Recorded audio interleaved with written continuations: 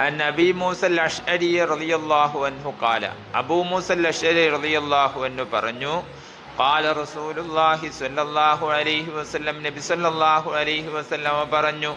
ഇദാ മരിദൽ അബ്ദു ഔ സാഫറ അല്ലാഹുവിൻ്റെ ഒരു അടിമക്ക് രോഗമാവുകയോ അല്ലെങ്കിൽ അവൻ യാത്ര പോവുകയോ ചെയ്താൽ,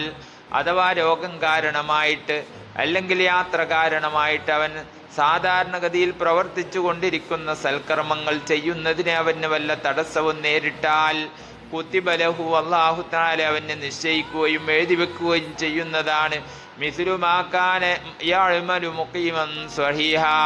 അവൻ നാട്ടിൽ താമസിക്കുന്ന സന്ദർഭത്തിൽ ആരോഗ്യ ദൃഢഗാത്രനായ സന്ദർഭത്തിൽ ചെയ്തുകൊണ്ടിരിക്കുന്നതായ സകല സൽക്കർമ്മങ്ങളും അവൻ്റെ ഏടിൽ അല്ലാഹു തആല രേഖപ്പെടുത്തുന്നതാണ്. റവാഹുൽ ബുഖാരി, ഇമാം ബുഖാരി